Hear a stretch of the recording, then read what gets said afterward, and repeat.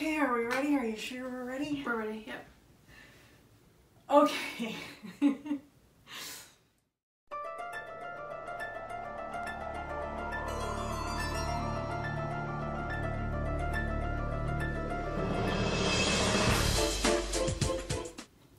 Hi everyone and welcome to Deadhouse. We've got a little bit of business to clear up before we start the next book. First and foremost, I want to give a shout out to Wicked Junior Reads, who always comments. She's got a BookTube channel, a Goodreads, a Twitter. All the links are going to be in the description down below. She's been following us from the beginning and it's been pretty awesome. You should definitely go check her out. And the other order of business is Curse of the Mummy's Tomb. I looked up about mummies. We made a small error. There's Tar. There is. Which is really fascinating because I didn't know that. Neither did I. Apparently it was less frequently used early on, but later on, like after a certain time period, they more frequently used it, and they also used more of it in the solution. Okay. So basically when they would wrap the bandages, they'd use like a balm that they'd hand make and it had tar in it. And that's why some of the mummies look darkened. It's not from time, it's from tar. And sometimes the coating was so thick, when it would dry out, it would actually make like an asphalt covering over the mummies, further sort of encasing them. So I think that was pretty neat. That is really cool. Yeah, so the factual thing that we didn't think was possible. I need to watch more documentaries. The other neat thing I found out was about the trapdoors, because we had questions about that. Yes, we did. So they did use wood as supports and beams and stuff inside old pyramids. So that was cool to learn because I didn't realize they did that. As far as trapdoors went, I couldn't find too much about it. But I did find references to false doors. Okay. There were two types of false door. One is more of an altar that's built as a doorway to sort of let the soul pass through kind of thing. Which is weird and interesting that that's a false door because, I mean, the idea was you needed your body in the afterlife. Yeah. Which leads us to the other false door. That's the most common false door. The other reference to false door I found was that some sarcophaguses did have wooden panels instead of granite. And they were painted to look like the granite. And they were removable, but now they were small little single panels on like the sides of the sarcophagus. Oh, okay. Instead of something on the back. Usually, yeah. But it was painted to look like the rest of it so you could remove this little plank. Okay. Because again, the idea was the body needed to be able to pass through, so they could remove the plank and the soul and body as they needed it would be able to get through the sarcophagus. Interesting. Yeah, but it wasn't necessarily in all of them. They only sometimes did it. But I mean, so it would have been likely that they both might have had those false doors in those sarcophaguses that they were trapped in. Still don't think one of them would have been that big though that it could fit two children and a full-grown man. Yeah. With no problem whatsoever. So, are we ready for today's book? We are. We both read book number 6. Oh, wait, it's not showing up. There it is. Let's Get Invisible. I read the ebook because I never owned this one as a kid. And I also haven't found it since, so I still don't have a copy. This was, well, it's book number 6 in the original run. I read the classic reprint edition. So that one is number 24 in the reprint series. Oh, really? Yeah, which is why there's some confusion over whether or not Curse of the Mummy's Tomb was book 5 or book 6. Because in the original run, it's book 5, but in the reprint series of where they reprinted a select number of them, it's number 6. That's not confusing at all. No, that's not the slightest bit confusing, is it? No. No. So, Let's Get Invisible, book 6 in the original run, book 24 in the reprint series. We're learning things. Yep. The original was first published on March of 1993. And And did you want to begin to take us through a plot or what? Well, I can do that. So it starts off with Max's birthday party and the kids arriving. They're planning an outdoor type birthday party, volleyball, hot dogs, all that stuff in the backyard. But Mother Nature's like, no, that's not happening today. So they're all stuck in the house. 15 kids in the house. Yeah, unexpectedly in a house. That's a fun time. What's neat about this though, it kind of starts as a flashback. Like he narrates in like a epilogue or at the beginning where he's like, it does the if only I knew thing, but at least it's him doing it. Whereas in later books, it's not the main character saying that. It's like R.L. Stine breaking voice and being like, if only he knew this was gonna, but instead at least this one is him reflecting on and recounting a story to us. Which is cool. So it's a little better done, but I hate how it gives away too much, I feel like, when it says, you know, oh, if only this hadn't happened. But it is one of the better done times it's been done. Yep, absolutely.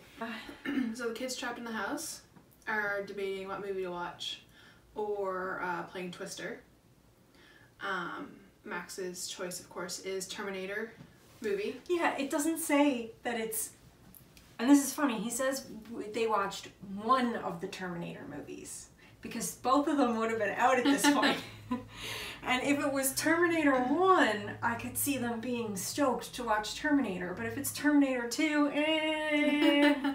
Although, you know what? Terminator 2, I'm thinking of RoboCop. Because Terminator 2 was actually really good.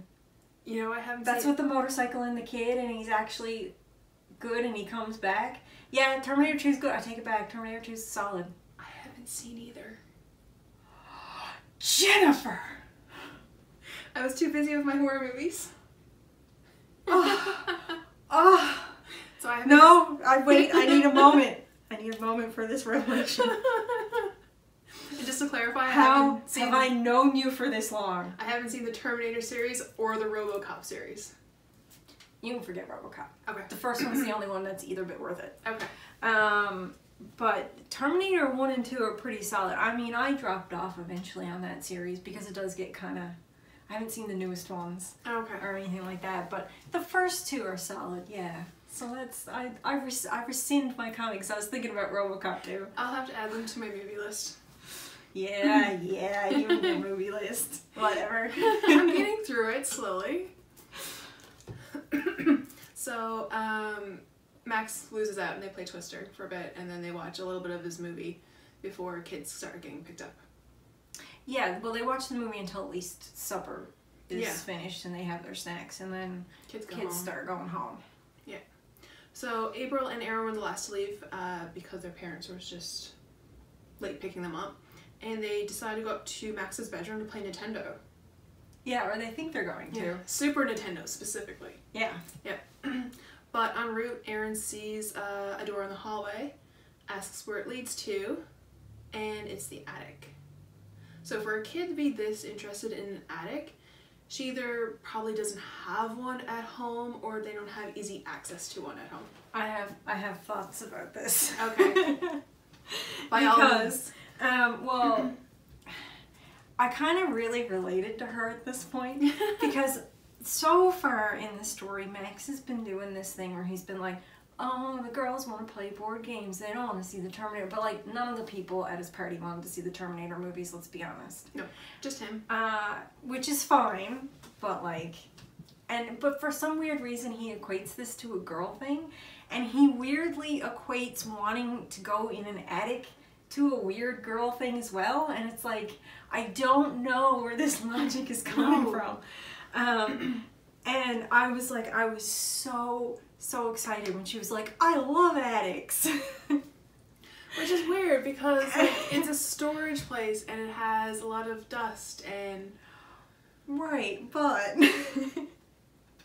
she likes weird old stuff and she wants to know if there's weird old stuff kept in the attic, which is why she loves attics. I totally get it. Yeah. Because attics are not usually are not typically big open spaces. They tend to be tiny crawl spaces that you can only just get in. They're usually to get at specific things in the wiring or whatever. For the most part. It's rare to see, well here, it's rare to see like an attic fully done.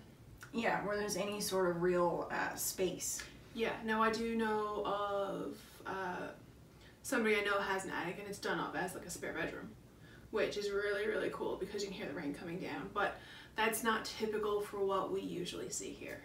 No, it's not a typical thing here. It's probably more typical in the States, and I only say that from what media has taught me and seeing all of the shows and movies that show these big attic spaces. Yeah. Now this one doesn't sound like it's a giant space. No. But like it sounds like there's just enough headroom that like it's a little bit above their heads, like they're not, so it's not real tall space. Yeah. Like it seems like the adults' heads would only like just clear if they stood up in there. Something like that, yeah. So they go up to the attic and have a look around. And while looking around, Whitey, their dog, gets very, very interested in a part of the attic. Yeah, Whitey. They're all black. Dog. Part terrier mutt. See, I love that. So they go, or Max goes to see what Whitey is sniffing at, and he discovers an old door that's latched. Yeah, and it's like kind of warped and strange. Yeah. And we're noticing too with all of this, there's been a big weather shift because the day started off beautiful. His dad set up the volleyball net and everything outside, but it started to rain in time for his birthday. Yeah, so and it sets then the scene. As the birthday gets further into it, the rain is getting worse. And like the lights are not on in the upstairs hall. The only light is now the light they've turned on to the attic. Now that they're in the attic, they can really hear the storm. It's so setting the scene. Like all you need is a jump scare to somebody like pop out behind a box, and all the kids would be up hanging off the ceiling like a bunch of cats. Although we already had our jump scare in the hall before we went to the attic. Lefty, the little brother. Yeah, he hid in a linen closet. He did, yeah. So, Max opens the door, and through the dark room with no light, he sees a mirror. Yeah, he catches like a reflection, I guess. Yeah. Like he can see it sort of glinting. So they go in the room and turn on the light. Well, they... Not to the mirror, just a light. Yeah, they open the door so the light can come in from the main hallway, or the main attic to light that room. And Max pulls on the chain for the light attached to the mirror, and then there's a bright flash, and he's gone. And everybody's like, where are you? Where'd you go? Kids don't vanish. No. So, Aaron and April and Noah, which is Lefty, are all like very surprised and shocked and don't know what to say, because like 1 minute Max is there and the next minute he doesn't appear to be there. And the thing about this mirror is it's one of these old-fashioned floor-length mirrors, and it's on a base, so it's got its own like wooden stand that holds it up because it's a very tall mirror. The base is probably about a foot off the ground, and then the rest of the mirror is there. It's all wooden and carved. There's no dust on it whatsoever, which is weird for being in a tiny room. Yeah. You think there'd be at least like, not heavy dust because it is more sheltered from the rest of the attic, but at least some dust. Yeah, it would get under the door, it would be in the air, it would be settling. Yeah. There's a light attached to the top of it, as we've mentioned, but it's like one of those older tube lights. Now he mentions it looks a little short for the older tube lights he's seen, but I mean they came in a lot of sizes and shapes. And it's one with the chain that you pull, which we had in my Aunt Coates' house. Lights, especially this one bedroom where you had to like jump up and get it from the ceiling and pull it to turn on the bedroom light. And so when they were talking about having to like jump up and they'd miss a couple times before they get it, it brought back so many memories of being a kid trying to reach the bedroom light. Yeah, and my grandparents' bathroom had that light, and I know as a kid I'd always have to get somebody to come with me to turn on the light because I was like 3 feet shorter jumping trying to reach this. Trying to be like, ah. Yeah, and it wouldn't happen. Yeah. Yeah. So I'm picturing this kind of like antique-y, maybe a little bit from the Gothic type furniture era, a little more ornate than you would see in today's mirrors because... Yeah, definitely. Like Yeah. something that would be from, say, like the 1910s or 20s. Yeah. Something like that. Yeah. So that's where my picture came from. So while Max is invisible, his eyes started to hurt because the light felt like it was getting brighter again. So it was almost like the intensity increased the longer he was invisible. So he figured if the light's getting too bright, maybe I'll pull the chain again and it'll go out. Yeah, because he just feels blinded. And Yeah. they're saying, like, we can't see you. And he thinks, oh, it's probably because this light is so blaring and Yeah. blinding. So poof, Max came back when the light went off. And he doesn't believe them, of course. He's like, go on. Nobody Of course goes I was invisible. invisible. He thinks they're playing a joke on him. April believes is an optical illusion. You know, Yeah. the whole smoke and mirror type thing. Because they couldn't see it from the same angle that Aaron could. Yeah. And Aaron is like, no, this legit happened. Like, he actually disappeared. Yeah.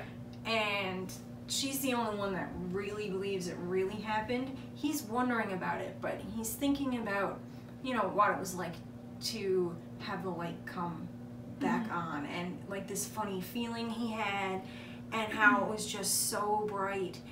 And he describes his like fading back in as sort of like the same way your vision slowly comes back after you look at something too bright. You know, how like your vision sort of slowly comes back into focus and fades back in. So I thought that was like a neat touch, because that sort of lended to his not quite believing it. Yeah. And Aaron was just about to pull the chain to prove everybody that, you know, she's not kidding. Max was invisible. But she jumps and misses. She does. And then her mom calls out to her, so it's time to go home, and they don't get to try it out. It's true. Yeah. So a few days later, Max was losing sleep. He was having nightmares about this mirror. Yeah, he can't stop thinking about it. Yeah. It's like he's obsessed with it. And as he thinks more and more about it, he starts thinking, you know, I don't know if I saw my own reflection in the mirror. I know I saw everybody else. Yeah. And who did the mirror belong to? And why was it locked in the room? Well, not locked, but like latched in a room. Yeah, hidden away. Yeah. So he gets out of bed and he goes to see the mirror, trying to be very quiet. But floorboards in a house ruins all your plans to be quiet when you want to be. Which, I know, I thought this was really good too, because before it was stormy, which is why it was darker and there was noise. And now they're introducing darkness and noise in a different way. It's the middle of the night. And they didn't mention the floorboards creaking before when they were up there. No. But they're mentioning it a lot now, as if to again set that mood of like, it's dark and noisy. And yeah, the creaking of the house. And it might not have been mentioned earlier because it was daytime, there's more noise going on. The rain on the roof might have been drowning stuff out, but in the silence and the darkness of the middle of the night, where everybody is asleep and the house is quiet, that's where it's going to be an elevated noise. Yeah. Yeah. As Max is going up to the attic, somebody else is waking up from their sleep and watching him. And here's following him. Yes. Like a typical younger brother, he's like, ooh, look, Max is on the move. Let's go check this out. So, this is another jump scare. Yes. As Max is looking into the mirror, trying to figure out what it is and what's going on, and he sees two little beady eyes staring back at him, and they're not his. End of chapter. Cutscene. And this is where he finds out that Lefty has gotten up out of bed and followed him. Yeah, and he's like, ah, and I jumped up from behind you and I scared you and I gotcha. Yeah, and he did, and yeah. I mean, he knew it was him, but he was still startled. Yeah, it took him like a second in like his sleepy mind to yeah. like figure out what was going on. Yeah, he knew something wasn't in the mirror looking back at him that wasn't already behind him. So when he turned around, he knew. Yeah. So, they both stand in front of the mirror and they pull the chain. Yeah, together, nose to nose. And this is a part that I found really interesting because they both go invisible, But why each of them are invisible themselves, they can't see each other. Yeah, that's really neat. I like that. Yeah, me too. So like they can see everything else in the room. Yeah. They can see everything else reflected. Yeah. But because they don't cast a reflection, they can't see themselves or the other person. Right, and I was figuring, like, okay, so if one person goes invisible, the other person goes invisible, they'd at least be able to kind of see each other. No. They can't see themselves or No. each other, and it's kind of freaky. And I don't know why my mind did that.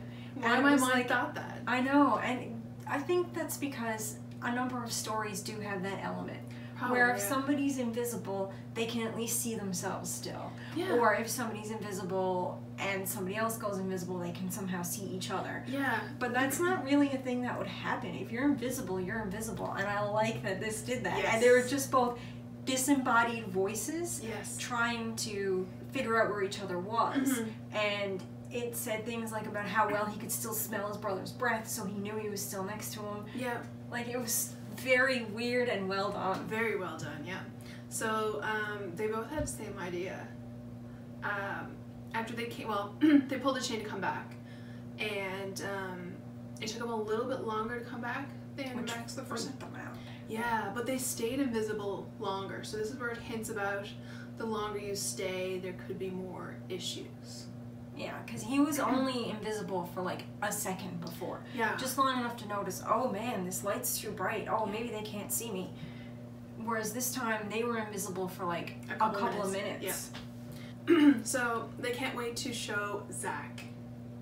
They can't wait to show him their new trick. Because Zach is one of these guys who has to one-up. He has to be better. He has to do things Very more. competitive. Yeah. Yeah. So they're like, this is going to be an awesome magic trick. We're going to freak him out.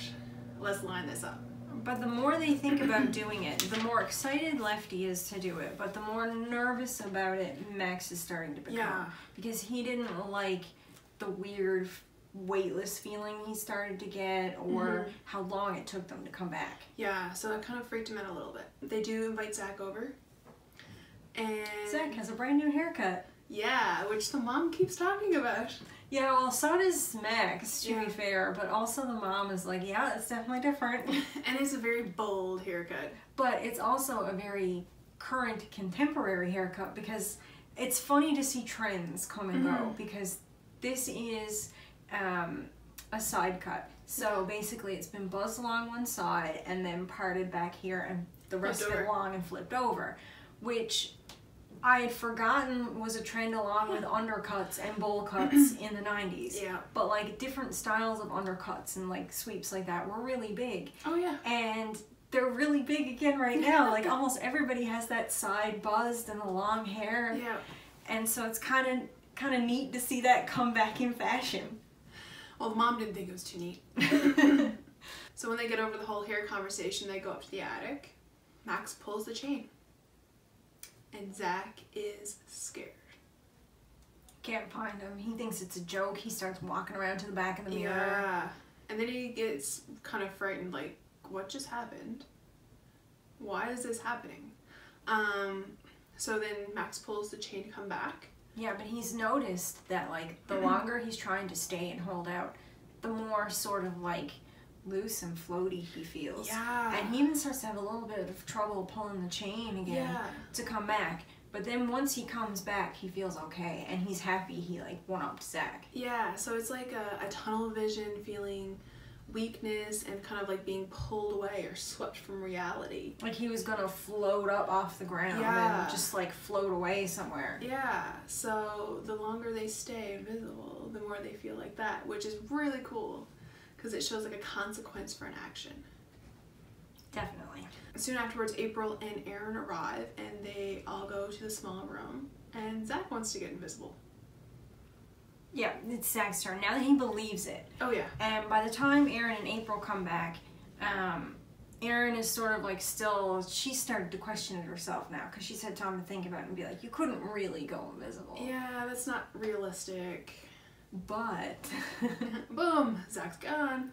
Well, his appearance is gone, but he's still there. Zach stays longer in the invisible state than Max. Yeah, and Max is really nervous about it, and he's changed his mind about them sort of doing this. Yeah, because he's a little concerned, and Zach started feeling a little bit weird off near the end. Yeah, so... But it's almost like right after they get back, they forget about how weird they felt. Yeah. And they start wanting to do it more. Which I don't understand. But it's probably just a kid thing. So Erin takes her turn next, right? Yeah, they're trying to have a competition now who can stay invisible the longer. Well, not quite yet. Not quite yet? No, they're both still just playing around with it because Zach took his first time. They have to leave because he's going away on vacation to see his cousins. But I thought Zach was bragging about it. He was. Okay. So when they come back again after he gets back from his trip with his cousins, they want to have a contest to see who can do it the longest. Right. So they've already made plans to come back for when he gets home from his mini family vacation. In Springfield, I think it is? Yes. Yeah. But at this point, Zach has made it his own little personal competition to be the one who's gone the longest. And Erin goes invisible now as well to try to break the record. Well, because trying to break a record. So I guess they're just fooling around here. Yeah, they don't seriously start timing it until later. Yeah. So Erin didn't beat Zach's time at this point because she started feeling really off. She got scared. So Max pulls the cord for her right away. Yeah. Because he doesn't like it, and she's like, "Oh, but I didn't come close to his time." So that's when they decide we'll have a more serious competition next time. Right, but before they all go home, Max goes invisible as well. Yes. And when he wants to come back, Zach is reaching for the chain. Yes, and does something that, it's funny because I wrote about this, because when I was writing about how in my nan's house we had these, like in my own notes, I was saying, you know, it was common, it was weird to see it with the chain because it was common for the chain to break. Always. And I remember the chain in the bedroom had a string tied to it because it was just a little like nubbin of a chain, and you had to like grab the string and to be able to pull the chain. Yep. And then it happened in the book. The chain breaks. It did. And Max freaks out because he's getting more of this pulling away, lighter than air, lifting feeling, and it's very frightening. And now he's like just barely beat Zach's time or something because of that? Yeah, it's close. So Erin gets on a stool and reaches up and pulls a little bit. Yeah. And that's when Zach finds a string in his pocket. I mean, conveniently, he's just got some string on him.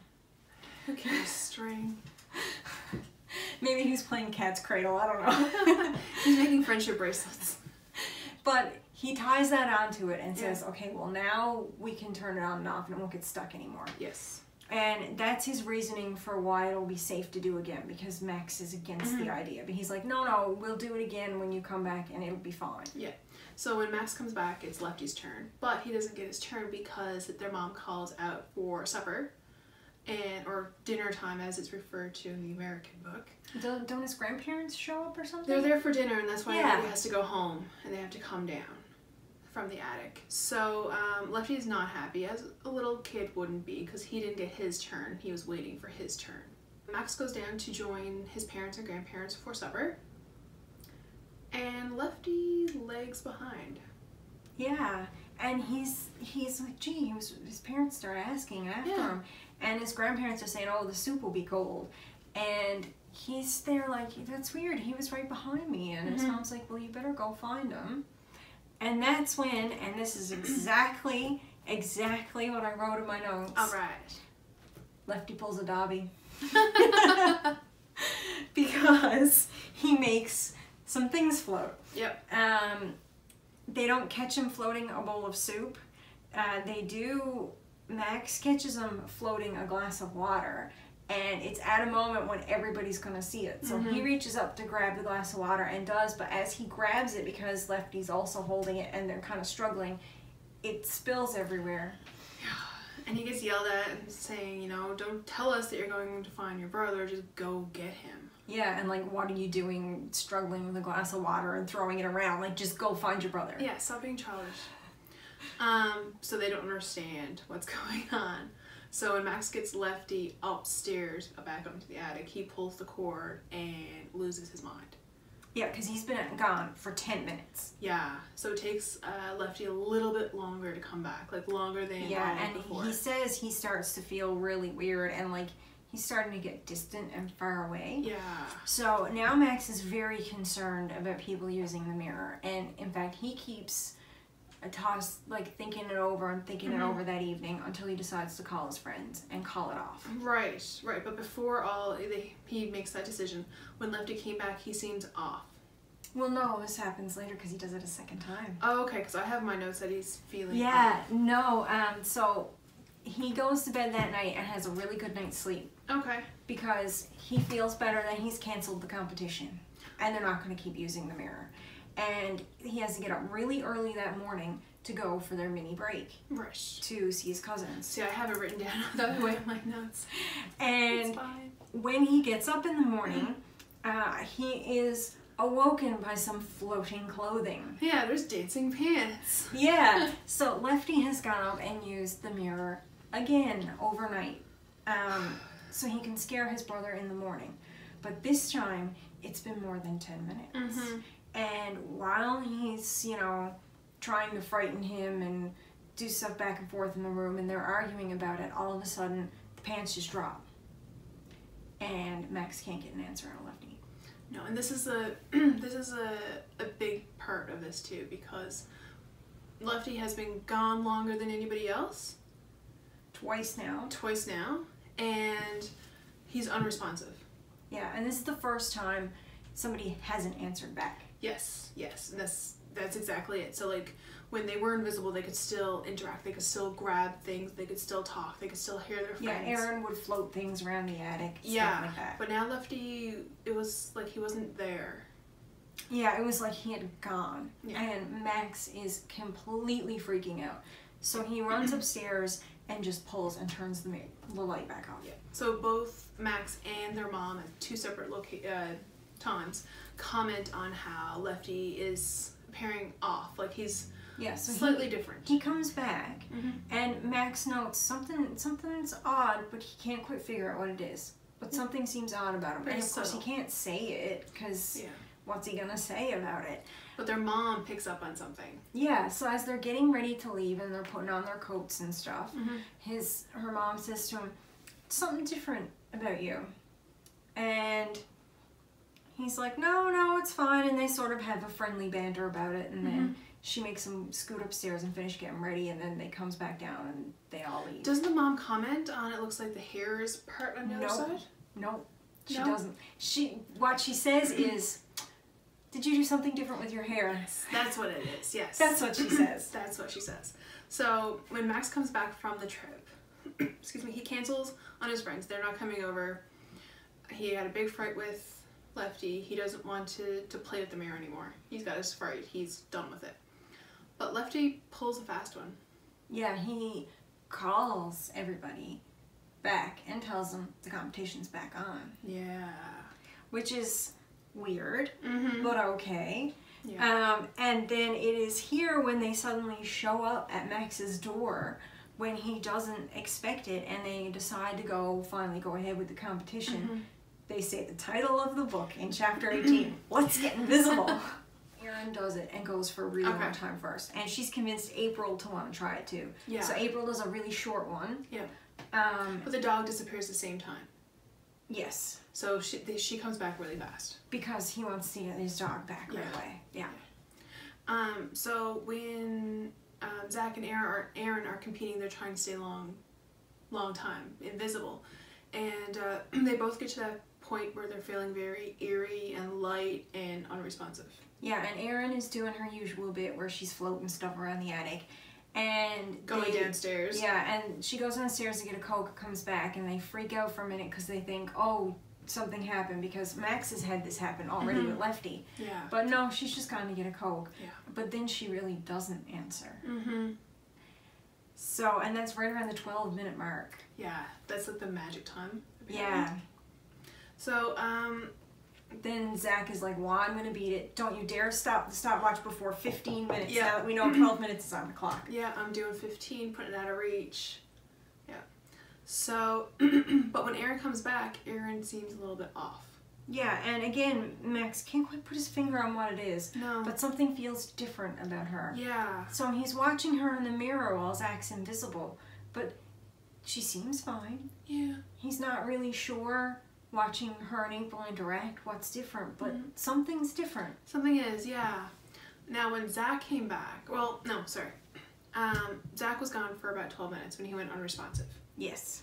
So they were arguing whether they were going to go for 15 minutes or if they were going to go for like 12 and get him back as quickly as possible. And it was 13 and a half minutes he ended up being gone. Yeah. Because they had an argument about whether or not to pull the chain because they figured he'd be mad that they did it before the 15-minute mark.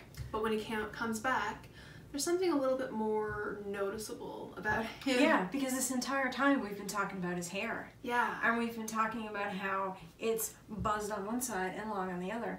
Well, when he comes back through, Max is like, hang on, wasn't your hair buzzed on the other side? Yeah, so he's like looking at a reflection. Mm-hmm. Yeah, so this one was picked up really fast. This is where the pieces start coming together. Yeah, and then Zach says, no, my hair was always this way. Yeah. Anyway, Max decides he doesn't want to do it. He's not going to go in the mirror, but they call him a chicken. Yep. And then they push him in front of the mirror and pull the chain. Yeah. Friends. I know, right? Yeah. So now that they've forced him to do it, and he's like, okay, he's like, I'm just going to stand here and relax until it's good. Mm-hmm. And when he tells Zach to pull the chain, Zach takes his sweet time about it. Very sweet time. Like, Max is borderline freaking out. Because he feels himself getting lighter. And then next thing you know, he feels like he's being sucked away. Yeah, and in this away, he gets sucked into the mirror. Yes. And he sees all these faces, and then he sees his own reflection as another being. We did miss something here. So earlier on, just before Max decides they're not going to do it anymore, part of what freaked him out was that he went back to check on the mirror. And not to use it, but to actually check on it. Mm-hmm. This was before he went on his mini break, before Lefty used it the second time. Yes. He goes up in the middle of the night, and he's staring at the mirror, and he's really looking into the reflections, and he's studying it, and he's trying to see what it is about this mirror, when he hears something calling his name. Yes, He hears the faint whisper of, Max. And this is, I can't believe I missed this in my notes, but this strikes home with me. Because as a child, I was at my friend's house. Like, I took my bike over there, other than her parents who weren't home, and my parents who were like 15 minutes away. Nobody knew I was there. And we're up in our bedroom listening to music, windows open because it's a nice summer day, and then all of a sudden the volume on the radio goes down. The song didn't end, it wasn't a pause in the song, because 90s beats are kind of like dance, right? The volume just went down, and all we heard was, Jennifer, Jennifer, and I swear, this happened. Neither one of us was behind it. We looked at each other, and she's like, don't move. I'm gonna close my window and we'll go downstairs. She turned around and closed her window. I was gone. Gone. They were calling out her name. But like this, the calling out, like the disembodied voice, like there was nobody outside. Like we knew her neighbors, and I don't know if they would do that, but they weren't home. They were out of town. Like nobody knew. You had a ghostly experience. It still haunts me.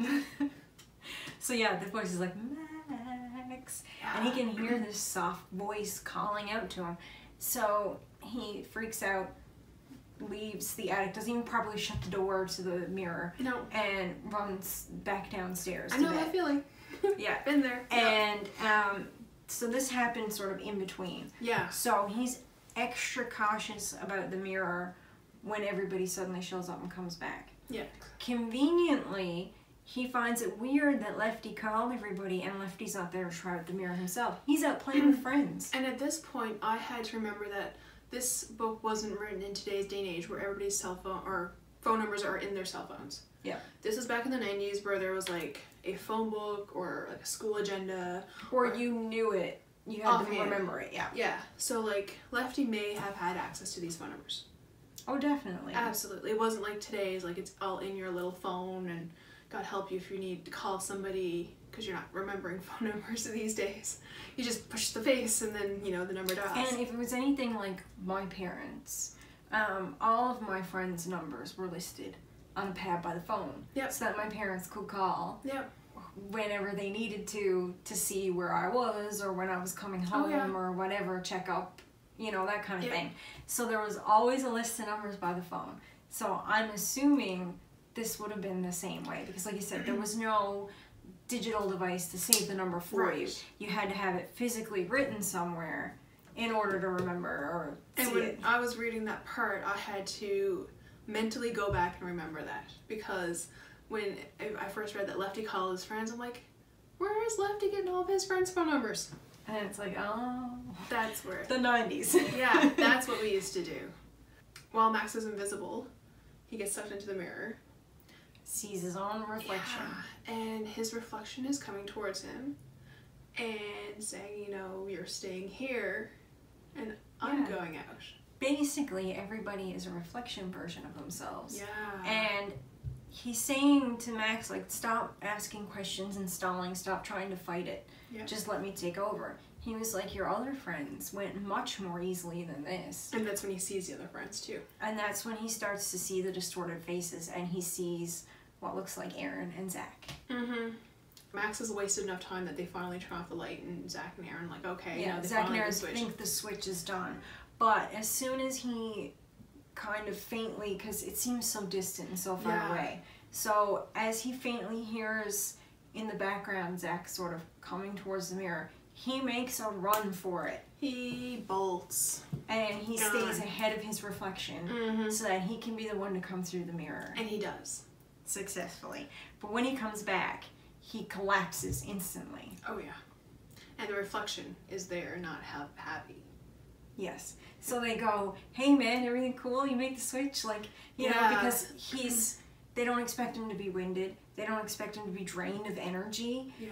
Like, they find it strange, so they outright just start saying, hey, did you make the switch? Like, it's very obvious now what's going on. Which is really cool. And that's when you hear Max's reflection say, no. You done screwed up, buddy. So, he's in that mirror, he's not happy. And Zach and Aaron are on the outside, being like, snap. Yeah, and Max tells April to go get help. Yeah, run. Just run. Yeah. And Lefty comes into the picture then, throwing a ball, because he's always throwing a ball. Yeah, as Aaron and Zach are holding him back up to the mirror to turn it on. Yeah. Lefty, as he comes up over the stairs, I'm assuming because he had started to come home and that's who April gets. Yeah. And he's like, hey, catch, and does his thing he usually does where he tries to, like, startle his brother. But nobody's trying to catch that ball. Right. And we all know the likelihood of thrown objects hitting breakable objects. Well, he's only broken a vase and almost broken a lamp already, so. Yeah. So he hits the mirror with the ball. And it shatters. That's 7 years bad luck, man. But when it does shatter, the reflection of Max retreats even further into the mirror and starts screaming. Yeah. And Aaron and Zach, the reflective ones, are sucked back in, and the real ones are spit back out. Yeah, and then they go back to Lefty, who's in the door frame, holding on. Yeah, bracing himself on the door frame. Yeah, so he doesn't get sucked in. And this gives the impression that it's not just Zach and Aaron. Right, and this brings me back to my notes, because like with Monster Blood, I kept trying to track the mirror and its effects and how it was weakening them and like what it was doing. Yeah. So partway through, I figured out a long time ago what was going to happen. And I kept saying, as soon as the mother said, oh, did you do something with your hair? I went, oh my god, I get it. His hair is parted on the wrong side. That's what she notices, and that's what he notices and can't put his finger on. The reason they notice something off with Aaron is because girl buttons go on the opposite side on shirts to male buttons on shirts, and so on pants as well. So I'm assuming he kind of picks up on that, but doesn't quite register subtle. It. Right. So he knows there's something not right with Aaron, but he can't quite get what it is. And Zach was the tell-all. Yeah, because that was a really obvious hairdo Yeah. that was very obviously on the wrong side.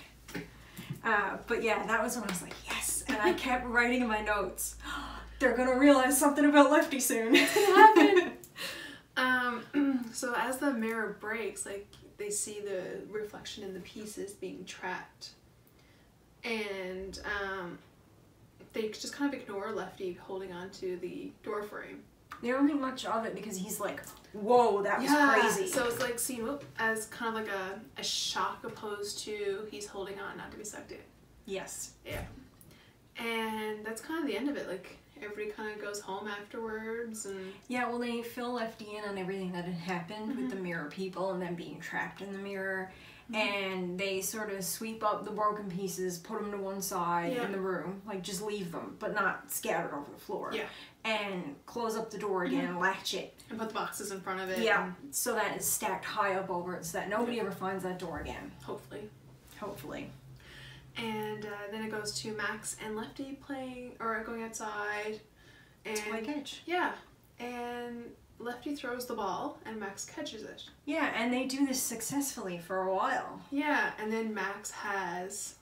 A click moment. Yeah. And... The light bulb goes on, so to say. Yeah, and he just stands there in horror and doesn't catch the ball. Yeah. And he was like, oh, come on, you missed it. Because normally, Max misses Lefty's catches. Yeah. And this was a really great piece of foreshadowing. I love this. Yeah. This was a nice ending. So, Max realizes that Lefty isn't throwing the ball with his left hand. Yes. And the piece of foreshadowing that was so good was at the very beginning of the book. It was mentioned once and never mentioned again. Yeah. So it wasn't hid in you like Zach's hair or anything like that.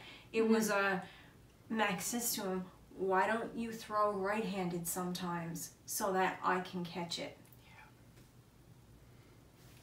And it happens, and Max is like... And suddenly he realizes what's happening. Mm-hmm. And he realizes he's throwing with his right hand. He is the reflection. and stuck. That's it. It just ends. And stuck. Absolutely stuck. He can't get his brother back. Now, I know when we discussed it, I believe this is kind of a cliffhanger, and you have another opinion on that. But I found this was a cliffhanger just because what are they going to do with the brother now?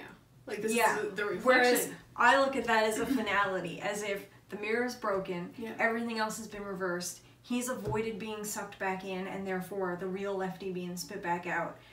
If that's it, and that's final, and that's it, it's just Max realizing this is it now. The reflection is his brother. And he can't say anything to him, because it would compromise everything. Everything, yeah. He's gonna find the couch in like a couple years explaining this to a therapist, and the therapist is gonna be like, my brother was replaced by a mirror person. And what were you doing at the time when you had these delusions? Yeah. But I love, this is my favorite ending so far. Man, this might be my favorite book so far. So I know Say Cheese and Die was my favorite. Yeah. And it's still kind of my favorite. I have very fond memories of it. It was still really well done. But so was this. I mean, it's at least tied, if not my new favorite. And I didn't read this one as a child, but I think I would have really enjoyed it. Yeah, the pacing was really good. There wasn't too much too heavy-handed foreshadowing on a lot of things. Some of it was very subtle and very well done. The setup was really good because you're really invested in what keeps happening to the kids, and the longer and longer they stay away, and how they become like obsessed with the mirror, and it's like all any of them think about is the mirror. Like, even at one point Aaron is like, we could bring it into the science fair and we could win all this free pizza because we make ourselves invisible with it, and like he's like, no, like it would get locked up and the government would take it. And he's like, we can't tell anybody about this mirror. Be realistic, Aaron. They're not going to let a couple of 12-year-olds keep but the mirror. Free food at a restaurant, first prize. No. They're going to take that and be like, this is now property of the government. Good day, kids.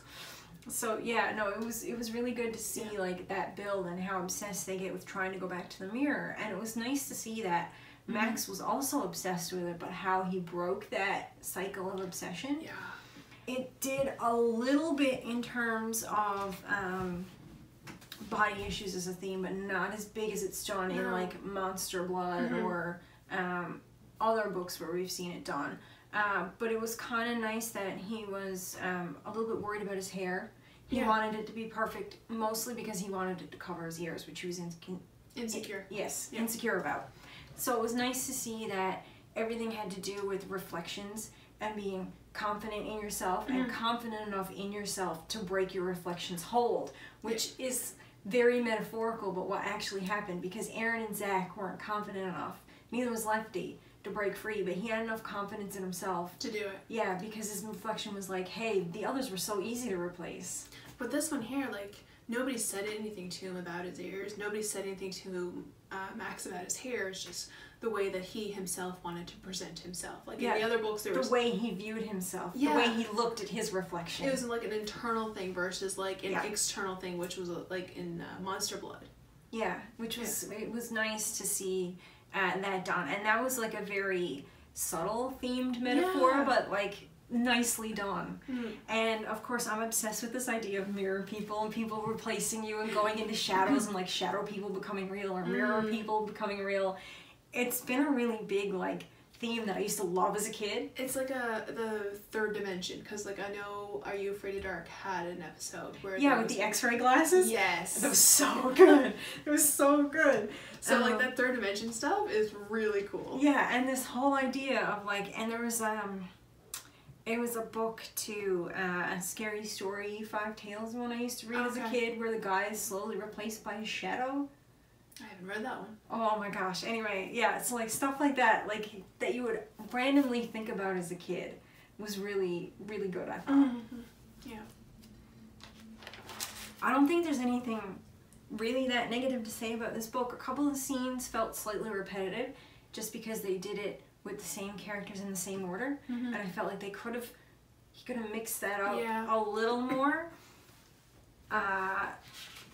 I had a couple of favorite scenes that were really weird mini things, like when Erin was like geeking out over the old magazines and she was going, oh, it smells musty, I love that smell, and I was like, in this moment we are all Erin as book people. We are all her. And the old fashioned.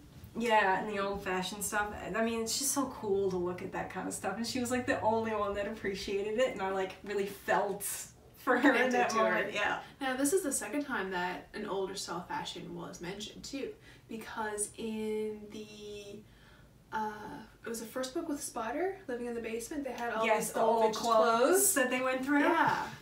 Any favorite parts for you in the book, or little moments where you connected with the characters? Well, I connected with the character Max just because I was the older sibling and still am the older sibling.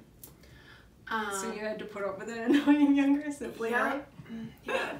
He just always wanted to be around, and we played with the same friends.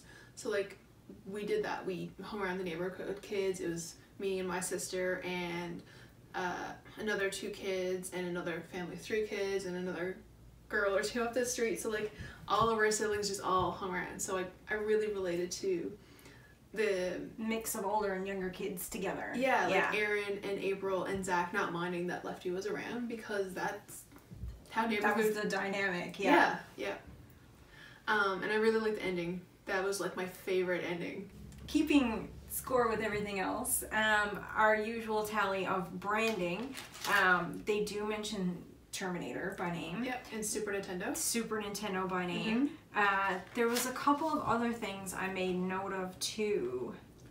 Now I gotta find where I did it. Twister, right? Because that's a specific board game by name. Yep. And this is when I started to wonder, because nothing in this was a brand in the way that other things were brands.